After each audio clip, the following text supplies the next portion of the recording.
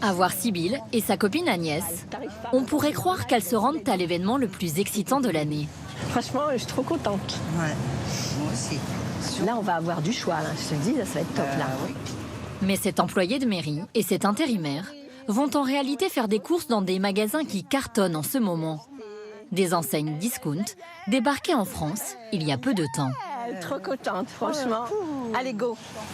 Je sais même pas ce que je vais acheter. Je sais bien, je vais rentrer dedans, je sais même pas ce que je vais prendre encore. Regarde!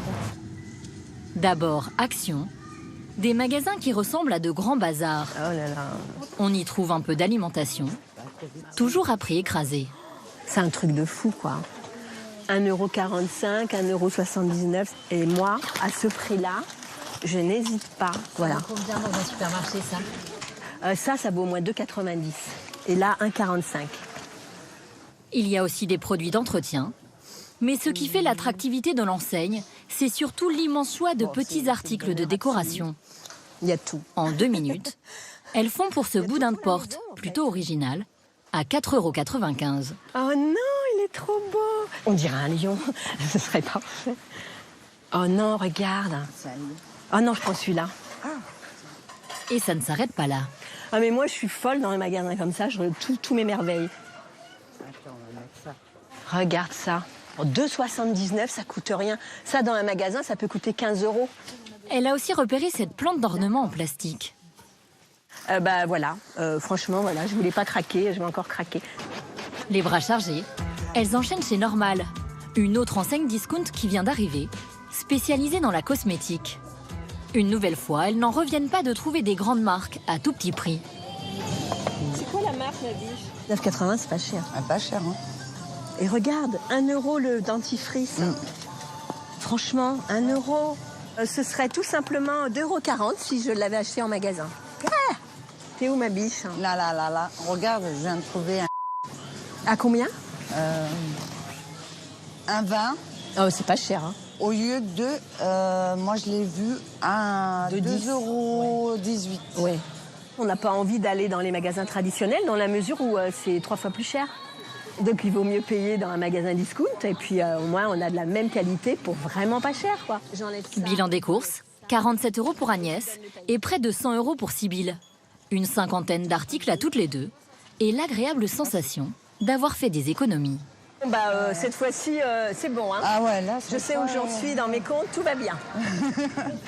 Aujourd'hui, l'essor de ces nouveaux magasins fait l'événement. Il y a donc Action, qui vient des Pays-Bas, et Normal du Danemark, mais aussi l'anglais B&M. Les trois misent sur des offres au ras des pâquerettes. Il y a cette bouteille de savon liquide à 1,40 € contre environ 1,80 € dans les supermarchés. Ou encore ce gel nettoyant à 1,79 € contre 2,35 € normalement. On trouve aussi de la décoration à prix cassé. Le tout dans un cadre plus soigné que celui du hard discount à l'ancienne. Il y a plein de couleurs, c'est chatoyant, on a envie de tout acheter. Mais l'offensive se joue aussi dans l'alimentation, avec la nouvelle enseigne Supéco, cette fois du groupe Carrefour, qui mise sur la qualité, avec des offres spectaculaires. 98 centimes le steak haché, ou encore 6,99 € le kilo de poulet Label Rouge. Cette nouvelle vague d'enseignes a été baptisée le soft discount. Et dans cette période de crise de pouvoir d'achat, c'est un succès phénoménal. Alors, quelles sont les méthodes de ces nouveaux distributeurs? Leurs salariés seraient-ils la variable d'ajustement pour obtenir ces petits prix? Et paradoxalement, ces bonnes affaires ne nous poussent-elles pas à surconsommer? La grande force de ces nouvelles enseignes, c'est qu'elles permettent à beaucoup de Français de retrouver du pouvoir d'achat. À Ivry-sur-Seine, nous retrouvons Sybille. Comme chaque semaine, malgré son salaire de 1 900 €, cette fonctionnaire rentre avec des sacs bien remplis. Ah, j'ai acheté pas mal quand même. Mine de rien. Ah ouais, il y a quand même beaucoup, hein. Chaque mois, elle dépense en moyenne 250 € dans ses magasins discount. Elle est même devenue accro. T'as toutes les palettes que je t'ai dit, regarde, que je viens d'acheter. Ça, 1 €. Mais franchement, j'ai jamais vu un truc pareil, hein. 1 €. Ouais. 1 € encore pour ses pastilles WC. J'adore. Pour 1 €, franchement, c'était pas cher. Donc je me suis dit, yo, Mais parmi toutes ces enseignes, il y en a une qui la rend frénétique. J'ai tout ça. Le petit ange Action. Le petit ange, il vient d'Action. Les parfums viennent d'Action. Les serviettes viennent d'Action. Du linge de maison ou des articles de déco, tous à moins de 8 €. Ceci, ça vient d'Action. Ceci, c'était pour l'automne. Ça vient aussi de magasin Action. Même ça, hein. Grâce à ce magasin, elle peut aussi agrémenter ses repas à moindre frais. Mais les épices, bien sûr, j'en rachète régulièrement parce qu'elles sont très bonnes. Et là aussi, ça aussi, la lanterne. Et j'ai dans le frigo, j'ai ceci. C'est quoi? C'est de la sauce aux oignons. Elle est délicieuse. Elle coûte 1,35 €. Elle est très bonne. Mais quel est le secret de cette enseigne hollandaise pour proposer des prix aussi bas? Alors qu'elle est arrivée en France il y a seulement 7 ans, elle compte déjà 518 magasins. Sa première technique, proposer seulement 6 000 articles différents, contre 30 000 en moyenne dans un supermarché classique. Ça permet de faire des économies dans la mise en rayon et d'être plus fort dans la négociation. C'est ce que va nous expliquer Laura Carbone, la directrice marketing et communication d'Action en France. Elle nous emmène dans les coulisses, l'un des entrepôts de l'enseigne, où elle retrouve le directeur du site. Tu vas bien? Et toi? Ça va bien. Bon, on commence par quoi? On voit les saisons? Très bien, sur la mezzanine alors. Tenez-vous bien, chez Action, le prix moyen d'un article est d'1,70 €. Et pour obtenir ces tarifs, ils proposent à leurs fournisseurs d'acheter de très gros volumes pour l'ensemble de leurs boutiques dans toute l'Europe. Notre force, c'est surtout la négociation de produits pour un réseau de 1500 magasins. On ne négocie pas uniquement pour les 500 magasins en France, ce qui veut dire que ce produit-là, qu'on va retrouver peut-être dans un magasin de Nice ou un magasin à Lyon, on va aussi le retrouver en Belgique, au Luxembourg, aux Pays-Bas. Donc c'est cette force-là qui fait qu'on arrive à avoir des prix bas. Une stratégie qui fonctionne pour ce jouet italien peu connu, mais plus surprenant, On remet en stock. ils arrivent aussi à faire plier les grandes marques. On va voir un autre produit.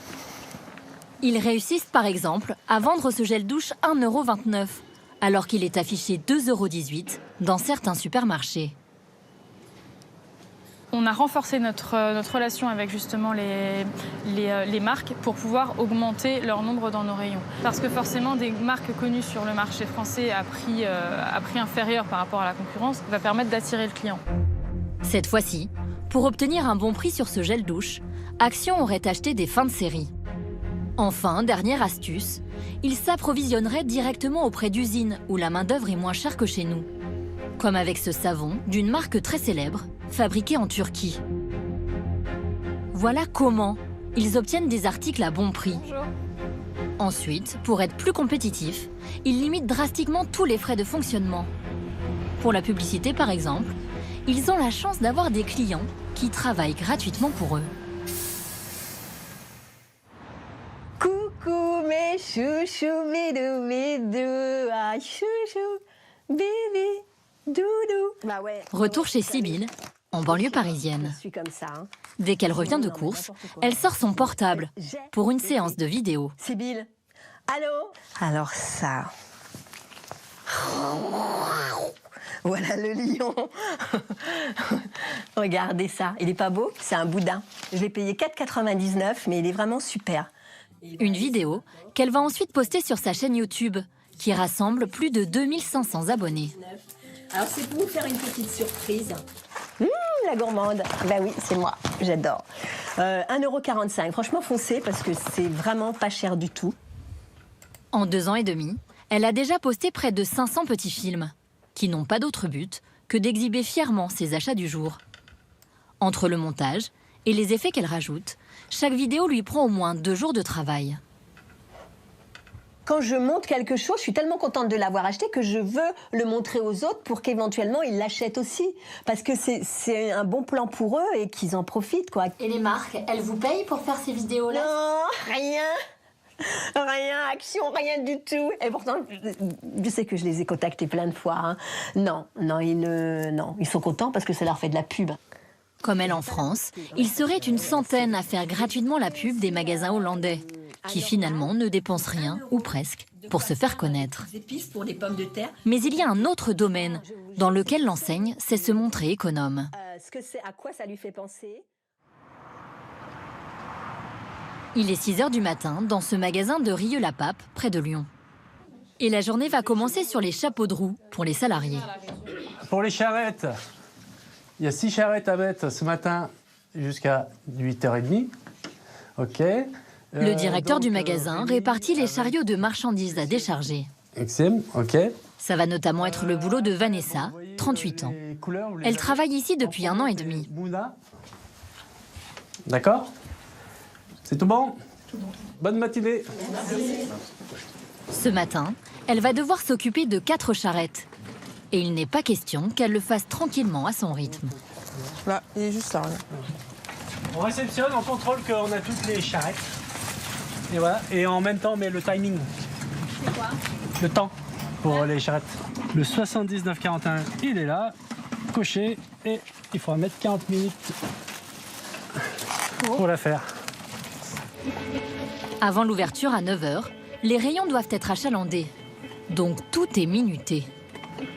C'est une moyenne, comme ça. Comment vous la faites, la moyenne? Ah, mais c'est l'ordinateur. Sur cette feuille, l'enseigne fixe le temps maximum que doivent mettre les salariés pour disposer en rayon la marchandise. 60 minutes pour des dizaines d'articles de bricolage ou encore 40 minutes pour plusieurs lots de produits d'entretien. Vanessa est partie pour une course contre la montre.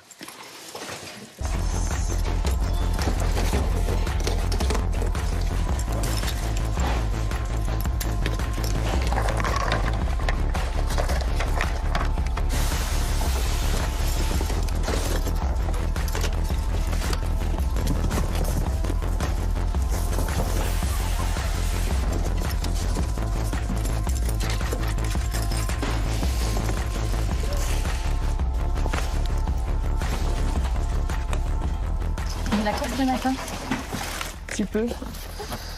Ça fait partie du métier. Hein. C'est un boulot qu'il faut être assez dynamique. Aucun temps mort et le responsable contrôle l'avancée du travail. C'est bon, ça roule? C'est tout bon? T'as bientôt fini? Oui. Vanessa vide son dernier carton. Vous avez mis combien de temps là? Je vais vérifier l'heure. Il est 8h moins 5. On a démarré vers 6h15. Donc une bonne heure et demie. Et on est très très bien. La mise en rayon est finie, mais ce n'est pas terminé pour les salariés. Avant l'ouverture, ce sont les mêmes personnes qui doivent tout ranger et faire le ménage. Le magasin économise ainsi les services d'une société extérieure de nettoyage. Ouverture du magasin. Bonjour. Allez-y, c'est tout bon. Les clients arrivent et le marathon continue pour les employés. Ils vont jongler d'un poste à l'autre tout au long de la journée. Alors qu'elle range la réserve, Vanessa est appelée en urgence dans son oreillette. Elle se met même à courir pour que les clients n'attendent pas trop.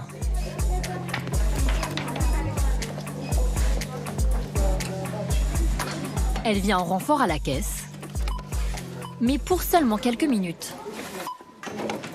Voilà votre ticket. Merci, Passez une bonne journée. Merci, au revoir. Bonjour. Puis elle retourne ranger des articles en rayon, où il faut aussi rester disponible pour la clientèle.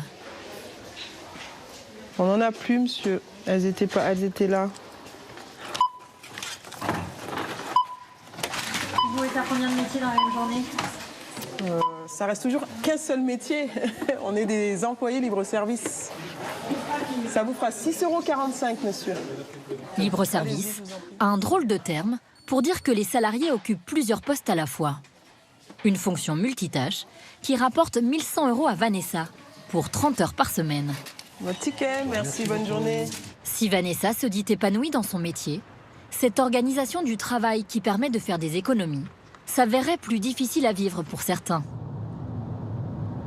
Dans ce domaine, ces nouveaux magasins appliqueraient les mêmes méthodes que les enseignes de hard discount traditionnelles. Un fonctionnement que connaît sur le bout des doigts cet ancien cadre qui souhaite rester anonyme. Ce directeur de magasin a travaillé des années chez l'une d'entre elles. Le discount, c'est surtout hard pour le salarié. Oui, c'est évident. Au bout d'un moment, vous êtes lassé, vous êtes usé, que ce soit moralement, physiquement. C'est très difficile. Pour bien saisir ces difficultés, nous nous rendons en caméra cachée dans un magasin du réseau dont il a longtemps été salarié. Ici, comme chez Action, les employés doivent être polyvalents. Exemple avec cette jeune femme. En 1h30, on l'a vue ranger des packs d'eau, mettre de l'ordre dans les rayons et jeter des cartons dans la réserve. Avant d'être appelée plusieurs fois en renfort à la caisse, pour seulement quelques minutes. Elle n'a pas le droit de rester en caisse. Pourquoi elles sont en caisse permanente ? Ça coûterait trop cher. C'est un calcul de rentabilité qui est fait pour que chaque heure utilisée sont des heures travaillées. Une hôtesse de caisse classique, elle peut attendre pendant peut-être 1 heure en caisse sans avoir vu un client, mais elle reste en caisse. Ici, c'est impossible. Les salariés se rendent aux caisses seulement quand il y a des clients. Et ils auraient l'obligation d'être rapides. Elle a un objectif de 3500 articles heure, normalement. Ça veut dire quoi, ça? C'est-à-dire qu'elle doit passer 3500 articles à l'heure, donc 2 fois plus qu'à Auchan. Et si elles font pas ces objectifs? On va gentiment dire qu'il faut qu'elle les fasse, tout simplement. Un objectif chiffré qui n'existerait pas selon l'enseigne. Il faudra ensuite repartir au plus vite en rayon. Une course de vitesse, mais pas seulement. Ce que je voulais vous montrer, c'est que c'est l'exemple type en termes d'effort physique. Car les employés doivent soulever beaucoup de marchandises. De mémoire, c'était l'un des rayons le plus éreintant, le vin. Il faut faire ça. Puis après, aller les monter jusque là en hauteur. Donc physiquement, c'est même pour un homme, c'est éreintant au bout d'un moment. Des grosses journées, ils peuvent mettre 50 cartons à la journée, plus les conserves, plus les packs. Ça fait combien la journée? Elle peut porter combien? Il faudrait faire le calcul, mais je suis sûr qu'elle peut faire ses 4 tonnes à la journée, je suis sûr, largement. Un rythme qui finirait par user certains. Après plusieurs semaines de négociations, nous avons réussi à convaincre 3 salariés de cette enseigne de nous parler, sous couvert d'anonymat. Elles y travaillent depuis de nombreuses années et nous font part d'une certaine souffrance, d'abord physique. C'est principalement le port de charge, parce que de toute façon, il faut toujours se baisser, ramasser sur la palette, mettre en rayon, porter. Le corps, il prend un coup. Quand c'est pas le dos, c'est les pieds, c'est les genoux, c'est les bras, les épaules. Il y a toujours quelque part où on a un peu mal, quoi. Moi, je me dis, chaque année, on vieillit de 10 ans. Une fatigue physique, mais aussi psychologique. Car tous ces objectifs à atteindre, à la caisse, mais aussi en rayon, susciteraient beaucoup de stress. Je rentre chez moi le soir, ça y est, ça commence, quoi. La tachycardie, la crise de panique, on pense toujours au travail qu'on va faire le lendemain, on n'arrive même pas à déstresser. Ça se manifeste par des crises d'angoisse, la tachycardie. J'ai déjà été hospitalisée 2 fois parce que j'avais le cœur qui s'était emballé. Parce qu'on voit la charge de travail qui nous attend et d'un coup on se dit mais comment on va faire? Si on n'atteint pas les objectifs, on a quand même des réflexions. Allez, la rentabilité, il faut y aller, quoi. Alors du coup, on essaye, mais c'est au détriment du client, quoi. On a plus le sourire, on est stressé. Comme je dirais, les petits vieux, ils aiment bien parler. C'est leur seul contact, quelquefois. Donc, ils nous parlent de leur famille et tout. On n'a pas le temps, non. Normalement, c'est bonjour, au revoir, merci. C'est tout. Et on doit y aller. On n'a pas l'impression de bien faire son travail. Et on se dit, tout compte fait, on n'a pas tout fait. Donc, je suis nulle, en gros. Et toujours, vraiment, cette impression d'être à côté de la plaque et d'être toujours à courir après quelque chose et de jamais l'atteindre, en fin de compte. J'ai fait pas mal le tour. Pour beaucoup de ces enseignes de discount, anciennes ou nouvelles, nous avons recueilli d'autres témoignages de souffrance au travail. C'est notamment grâce à cette organisation drastique que ces nouveaux magasins nous proposent des produits bon marché. Derrière ces bonnes affaires, il y aurait donc un coût social. Mais ce ne serait pas le seul travers de ces enseignes. Même si Sybille est particulièrement sensible à leurs offres à petit prix, ces magasins ont tendance à nous faire surconsommer. Eh ben en fait, c'est ma fameuse boîte à crêpes. Je l'ai trouvée super. Je me suis dit, c'est génial ça. Et après, j'ai réalisé, je fais pas de crêpes. Et pourquoi vous l'avez acheté alors si vous faites pas de crêpes? Parce que je me suis dit, 1,79 c'est pas cher. Et franchement, une boîte comme ça, je pourrais peut-être mettre. J'ai pensé, peut-être je pourrais mettre un gâteau dedans. Mais bon, je fais pas de gâteau. Elle n'a pas non plus résisté à ce qui ressemblait à une autre très bonne affaire. Ah voilà, c'est bien fait pour moi. C'est un meuble en kit. Voilà, et c'est quand j'ai vu que c'était comme ça, j'ai dit mais jamais de la vie je vais monter ça quoi. Jamais. Donc du coup, j'ai payé que 19,90 et du coup je m'en sers pas. C'est le paradoxe de ces magasins. S'ils permettent de gagner du pouvoir d'achat sur des produits utiles, ces enseignes peuvent aussi devenir le royaume de la tentation pour les articles superflus. À Paris, c'est ce que dénonce l'association anti-gaspi Zero Waste, par la voix de Marine Foulon. Nous lui avons montré d'autres images de Sybille qui parlent de ses achats inutiles.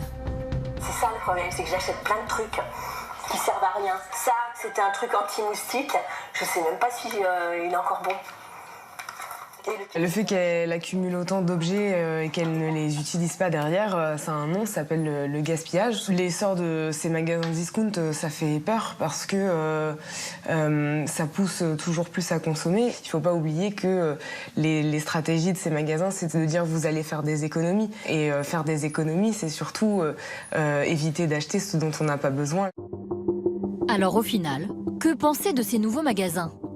Pour les produits de marque et du quotidien, il y a de bonnes affaires. Mais attention aux achats impulsifs qui pourraient nous faire gaspiller. Il faut aussi avoir en tête le modèle social qui les accompagne. Les Français, eux, les ont massivement adoptés. Le chiffre d'affaires du discount a augmenté l'année dernière de près de 20%.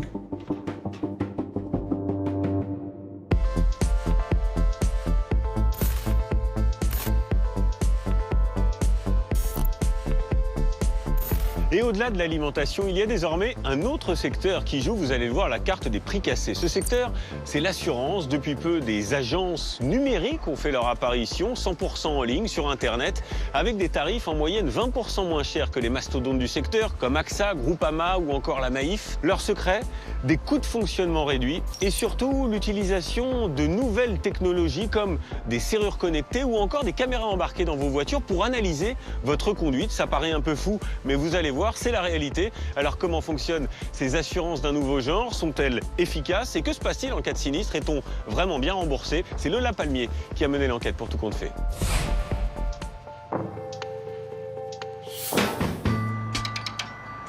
À Paris, dans le 20e arrondissement, Stéphanie est une maman fan de nouvelles technologies. Et aujourd'hui, dans sa boîte aux lettres, il y a une bonne surprise. Dans ce colis, un cadeau de son nouvel assureur. Coucou! Ça va mon loulou? J'ai reçu les capteurs à installer par l'assureur. Ouais, on va regarder ça. Regarde. C'est trop bien. Vas-y, tu ouvres. Tiens, tu veux voir? Oh! Qu'est-ce que c'est? Ces petits boîtiers blancs sont des capteurs qu'elle va installer dans sa maison. Ils doivent lui permettre d'éviter certains sinistres, comme les cambriolages. Faut que je sorte l'appli. Avec Louis, son mari, ils suivent les instructions d'installation grâce à une application. Avant de commencer, prenez votre Luco-Elect dans la boîte. Ne retirez pas la languette tout de suite. Tu le fais? Regarde ce qu'on va faire. Ce capteur se place sur la porte d'entrée de l'appartement. Et ben voilà. Porte fermée. Si Stéphanie oublie de la fermer, ou si la porte est ouverte par des cambrioleurs, j'ai ouvert ma porte. Elle recevra une alerte sur son téléphone. Ah voilà, porte ouverte. Tout fonctionne, c'est installé et c'est assez simple, même pour des gens qui n'y connaissent rien. Si Louis et Stéphanie ont changé d'assurance, Ce n'est pas seulement pour s'amuser avec des capteurs, c'est surtout pour faire des économies. Tiens, on va le prendre là-bas. Il y a encore quelques mois, ils étaient chez un assureur classique, un des leaders du marché. Puis Stéphanie a vu une pub pour une assurance en ligne 100% digitale qui promettait des tarifs beaucoup moins chers. Sur le site internet, elle a alors fait une simulation. Je vis en appartement, 60 mètres carrés, au dernier étage, et c'est un 3 pièces. Après une quinzaine de questions, elle découvre que le prix de son assurance sera de 20 € par mois, bien plus intéressant que le précédent. Elle décide de souscrire.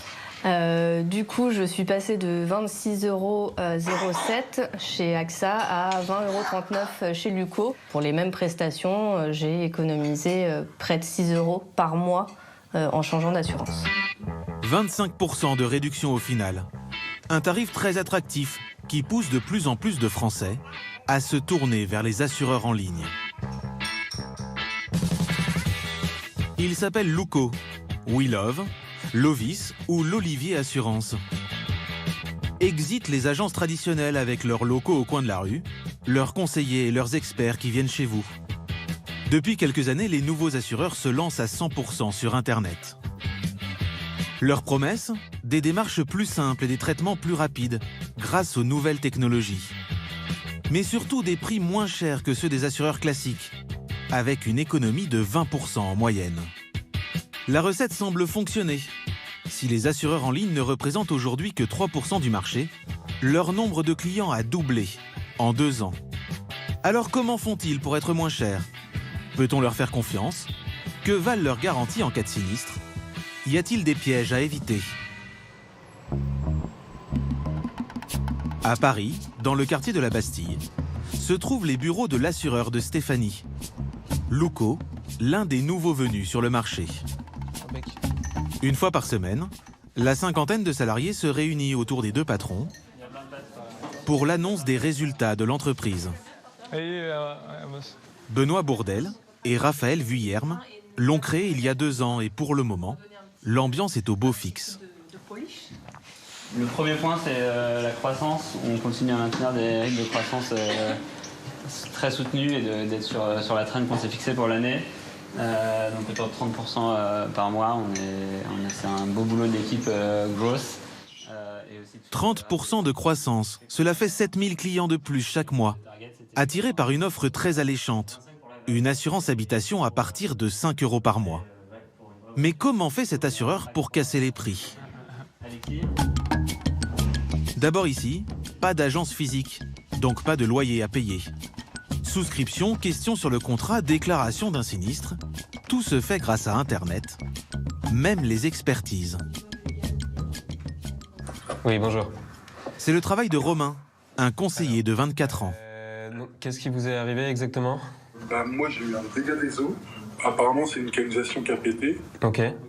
De l'autre côté de l'écran, un assuré victime d'un dégât des eaux. Vous avez des dommages, j'imagine, chez vous ? En fait, j'aurais juste vraiment besoin que vous me montriez l'endroit de la fuite, possible fuite. Je sais pas trop, parce qu'il y en avait eu partout. Ok. Bon, c'est par là. D'accord, donc c'est lié à cette tuyauterie, c'est ça ? La fuite, au départ, elle vient pas de moi, en fait. Ouais, donc c'est vraiment un problème commun à l'immeuble, c'est ça ?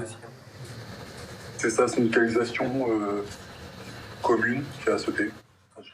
En moins de 10 minutes, sans bouger de sa chaise, Romain évalue le sinistre et décide de la marche à suivre. Moi, j'ai pu voir du coup à peu près à quoi ça correspondait. Et du coup, là, comme on a enregistré la vidéo, on pourra revoir un peu les dégâts qui ont été causés. Je pense qu'il y a une recherche de fuite qui devrait être faite. Donc que ce soit par l'immeuble ou ce sera sûrement même par l'immeuble si le problème est récurrent chez vos voisins. Ok, très bien, je vous remercie. Grâce à cet échange filmé, Romain n'a pas besoin de mandater un expert. L'assureur économise ainsi 800 €. Mais l'entreprise va beaucoup plus loin dans l'utilisation des nouvelles technologies. L'un des 2 fondateurs, Benoît Bourdel, est ingénieur de formation. Ça comme ça avance comme tu veux. Il a transformé un coin du bureau en atelier de géotrouve-tout. Tu reprends du coup le capteur là. Avec son équipe, l'ingénieur met au point des capteurs qui peuvent repérer s'il se passe quelque chose d'anormal chez les clients. Après celui à mettre sur la porte pour éviter les cambriolages. Ok, donc là-dessus, hop. Il essaye de mettre au point un capteur pour le sinistre le plus courant, le dégât des eaux. Ce petit boîtier capte l'eau en envoyant ce qu'on appelle des ultrasons, donc c'est-à-dire des vibrations à l'intérieur des tuyaux. Et ces vibrations vont être accélérées ou ralenties en fonction de la vitesse de l'eau dans le tuyau. Et donc en utilisant cette variation de vitesse de nos vibrations, on va être capable de savoir est-ce qu'il y a un débit ou pas dans le tuyau. Et du coup, par la suite, d'être capable de mesurer la consommation et de prévenir des sinistres. En cas de fuite d'eau, le capteur pourra signaler un débit anormal. Benoît espère ainsi anticiper les problèmes plutôt que rembourser. Un moyen, selon lui, de faire beaucoup d'économies. Mais un moyen qui pose question. Car toutes les données des clients sont envoyées directement aux ordinateurs de l'entreprise. Chose incroyable, Benoît est par exemple capable de dire quand ils font la cuisine, grâce à un capteur branché sur leur compteur électrique. Alors là, clairement ici, là, on a... Ça, c'est vraiment un four. C'est typique du fonctionnement d'un four qui vient chauffer au début et ensuite qui est régulé ici. En plus, ça correspond à peu près à des horaires de cuisson. Donc, je pense que c'est la préparation de mon repas de dimanche dernier. Comment vous le savez, ça? Comment on le sait un peu par expérience. Et en fait, il faut voir que chaque appareil a un peu son propre mode de fonctionnement, sa propre signature. Et donc du coup, c'est notamment ce que permettent de faire nos algorithmes, c'est d'arriver à reconnaître les signatures des différents appareils pour être capable de dire, bah tiens, là ici on a un fonctionnement d'un four, là ici on a un fonctionnement d'un phare à passer. Et notre but à terme, c'est d'être capable d'aller détecter si jamais vous avez oublié un phare à passer branché chez vous. En voulant prévenir les sinistres, cette assurance récolte donc des informations qui touchent à la vie privée des clients. Un sujet très sensible, mais selon elle très encadré.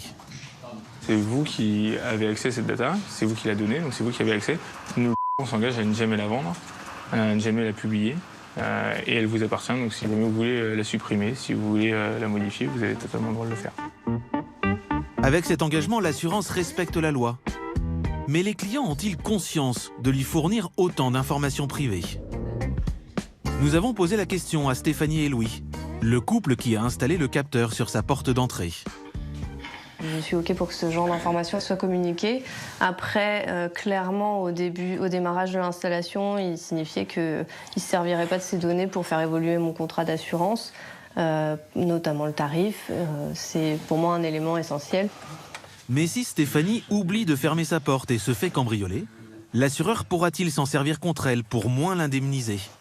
Il affirme que non, et pour le moment, elle le croit. Aujourd'hui, les capteurs, ils sont installés chez nous. Si j'ai envie de les désinstaller dès ce soir, je peux. J'ai pas un contrat avec qui me dit qu'il faut absolument que mes capteurs soient installés. Ça pourrait être rédhibitoire. Si on me forçait à mettre ces capteurs pour avoir ce contrat, moi je voterais non du coup. Donc oui. On en discuterait, mais moi du coup je serais contre. Malgré ses interrogations sur le respect de la vie privée, l'entreprise ne cesse de séduire de nouveaux clients. Pour en attirer un maximum, elle mise là encore sur une technique surprenante. Elle fait travailler ses assurés. À Bordeaux, Michael, 30 ans, est steward. Il y a 1 an et demi, il a pris cette assurance en ligne et il aimerait bien convaincre ses amis d'en faire autant. Car s'il y parvient, il gagne de l'argent.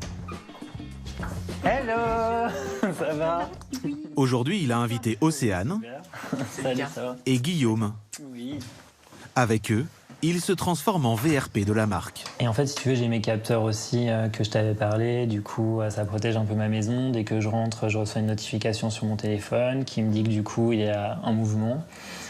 Et du coup, c'est une sécurité pour moi aussi. En fait, il faut vraiment que je me penche sur la question et connaître toutes les modalités, mais vraiment à fond, quoi. Savoir donc qu'est-ce qui se passe, après, s'il y a un dégât des eaux, tu vois. Ouais. Après, attends, je vais chercher mon téléphone. Pour convaincre Océane. En fait, tu vois, tu peux vraiment faire facilement ton devis en à peine 2 minutes. Michael lui propose tout de suite une simulation. Du coup, tiens, je te laisse faire, tu verras, c'est très simple. Tu veux que je Tu mets ta petite adresse. Alors... Là, tu vas avoir ton tarif directement. Voilà, tu paierais en gros, tu vois, 10,15 € par mois pour le contrat simple. et tu as juste à faire je m'assure. Et en fait, c'est très vite fait. Il s'occupe de la résiliation pour toi, il s'occupe de tout. Toi, tu n'as rien à faire, tu as juste à attendre que ton contrat soit en route. Ah bah cool. Michael ne ménage pas ses efforts, car à chaque fois qu'il parraine une connaissance, il a droit à une ristourne.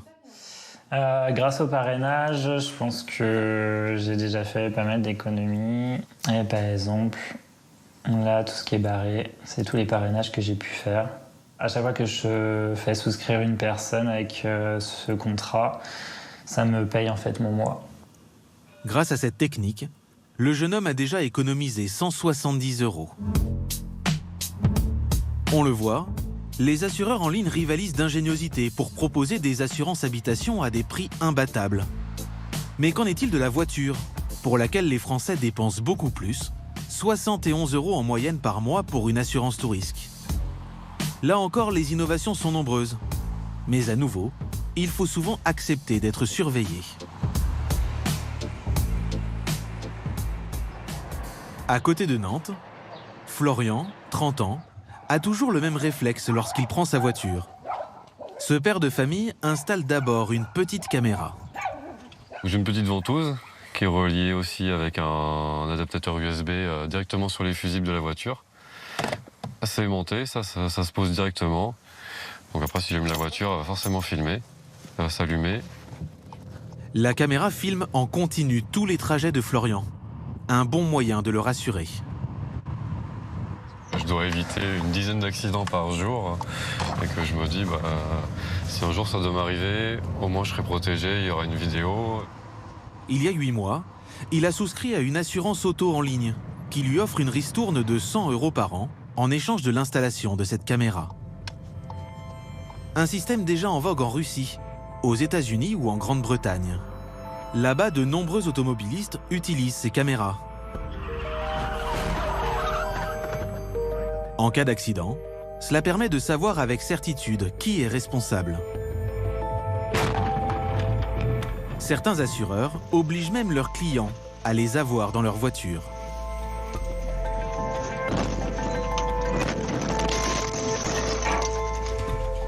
Florian, lui, a été volontaire pour tester ce système. Jusqu'à maintenant, il n'a pas eu d'accident, mais ça a bien failli lui arriver. Donc là, c'est un soir, en rentrant, 20h39, un village à 70, donc on a une route prioritaire. À droite et à gauche, ils ont un stop, et la voiture, elle coupe le stop juste devant. Heureusement, je l'ai vu, j'ai pu ralentir. Dans ce cas précis, Florian aurait pu prouver sa bonne foi. Mais qu'en est-il de la situation inverse? S'il est responsable d'un accident, son assureur peut-il utiliser les images pour se retourner contre lui? Nous lui avons posé la question. À 35 ans, Julien Bouvreau est le directeur adjoint de cette assurance auto 100% en ligne. La seule en France à proposer ce système. Vous n'êtes en aucun cas obligé de nous envoyer la vidéo. La vidéo vous appartient, ce sont vos données personnelles. Et si vous voulez l'apporter comme preuve pour régler votre sinistre, nous la prenons, nous l'observons et ça nous aidera à aller plus vite. Si vous ne voulez pas le faire, vous ne le faites pas. Il n'y a vraiment aucune obligation. L'assureur n'a en effet légalement aucun moyen de récupérer les images. Mais serait-il plus suspicieux envers un assuré qui refuserait de donner une vidéo? Impossible de le savoir. En 6 mois, la situation ne s'est jamais produite. Alors, comment ça se passe aujourd'hui sur le site? Ce qui intéresse avant tout cet assureur, c'est qu'en étant filmé, les clients feraient selon lui plus attention. On fait une réduction de 15% parce qu'on pense qu'on peut se le permettre. Les gens qui vont s'équiper de cette caméra vont avoir un comportement au volant plus prudent. Ça a pu se vérifier dans d'autres marchés, d'autres pays, où les gens qui, comme ça, s'équipent de caméras ont entre 10 et 15% de moins de sinistres que les autres. Des assurances moins chères, qui utilisent les nouvelles technologies pour faciliter vos démarches, vous responsabiliser et vous assurer selon vos besoins quotidiens. Voilà donc les promesses de ces assurances en ligne. Mais sur le point le plus important, les indemnisations en cas de sinistre, tiennent-elles la route? À 1 heure de Lyon, en pleine campagne, ce n'est pas vraiment l'impression de Camille. Il a 26 ans. Il est consultant et en ce moment, il est obligé de rouler en voiture de location. Elle lui coûte 450 € par mois. Tout ça à cause d'un conflit avec son assureur en ligne. Ces problèmes ont commencé il y a 3 mois, alors qu'il prend le volant, épuisé. Je revenais de poser ma fille chez la nounou. Je me suis endormi en redescendant de Chazelles-sur-Lyon. Et j'ai quitté la voie et je me suis retrouvé face à face avec une autre voiture. Les deux véhicules se percutent à 70 km/h. La conductrice d'en face est légèrement blessée. Camille, lui, s'en sort indemne. Mais sa voiture neuve est bonne pour la casse. Pas de problème, pense-t-il avec sa femme Sophie. Ils sont assurés tout risque. Ils sont sûrs de pouvoir bénéficier d'un véhicule de prêt. Quand j'ai téléphoné pour être assurée chez eux, j'ai eu quelqu'un au téléphone qui m'a vendu du rêve en fait, qu'on soit clair, que le tout risque prenait en charge absolument tout, véhicule de prêt 0 km. Donc la personne au téléphone m'a vendu son truc en m'annonçant des choses qui ne sont pas en fait dans le contrat. Camille et Sophie vont vite déchanter. Comme beaucoup d'entre nous, ils n'ont pas pris le temps de lire les détails du contrat. Ils découvrent dans les petites lignes des 40 pages de conditions générales un passage qu'ils n'avaient jamais lu. Ici, on nous explique clairement que pour un véhicule de prêt, pour en bénéficier, il faut que le véhicule soit roulant. Donc vu la tronche du véhicule, on se doute bien qu'à ce moment-là, ça va être de notre poche. Et Sophie n'est pas au bout de ces mauvaises surprises. L'assureur met plusieurs mois à traiter son dossier et continue de lui prélever les mensualités de 116 € pour l'assurance de sa voiture partie à la casse. Au final, entre la location, les mensualités et la franchise, les dépenses s'accumulent. Je dirais qu'on en a bien pour 6 000 € de notre poche. Pour une voiture qui a 1 an et demi, qu'on a assuré tout risque, je trouve la pilule un peu difficile à avaler. Surtout que depuis qu'on s'est un petit peu pris de bec avec eux au téléphone, on n'a aucune information sur l'évolution du dossier. Mais Sophie et Camille, mécontents de leur assurance en ligne, sont-ils un cas isolé? À Paris, Grégory Carret travaille pour l'UFC Que Choisir. Il vient de mener une grande étude sur les assurances. Il a contacté plus de 6000 personnes ayant eu un sinistre au cours des 24 derniers mois et leur a fait remplir un questionnaire de satisfaction. Il en a tiré un classement, avec en tête les assurances historiques. Vous avez Crédit Agricole Assurance et la MAIF, où là on est à 82-83% de satisfaits, ce qui est un score tout à fait honorable. Et en bas de tableau, alors là vous voyez que on a des scores qui se dégradent. Et en queue de peloton, on va trouver 2 assureurs, GAN, mais surtout Direct Assurance, sur lequel vous avez 48% de satisfaits, c'est-à-dire que vous avez une personne sur 2 qui n'est pas satisfaite. Dans le détail, selon cette étude, tous les assureurs en ligne présenteraient un taux de satisfaction inférieur aux assureurs traditionnels. Les assureurs en ligne ne vont pas souffrir de la comparaison sur les critères de contact et de démarche pour déclarer son sinistre. En revanche, quand on va rentrer dans le traitement du sinistre, qu'il s'agisse du suivi ou de l'indemnisation, là on est sur des scores beaucoup plus bas. On a une personne sur 2 chez les assureurs en ligne qui va nous dire que c'est pas à la hauteur de ce qu'ils attendent, il faut se dire insatisfait. Une personne sur 2 insatisfaite, c'est un score qui est quand même assez élevé. À titre de comparaison, sur les assureurs classiques, on est plutôt à une personne sur 4 ou une personne sur 5 seulement, entre parenthèses, insatisfaite.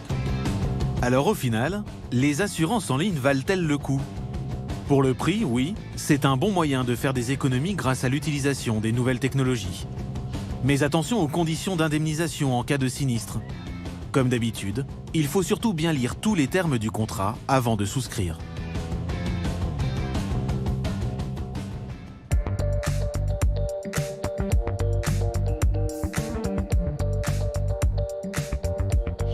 Voilà pour cette émission et ces 2 enquêtes sur ces nouveaux acteurs d'une certaine manière du low-cost. C'est vrai que quand les prix sont bas, il faut aussi savoir ce qu'il y a derrière. Merci de votre fidélité, on se retrouve très vite sur France 2 et sur les réseaux sociaux. N'hésitez pas à nous suivre.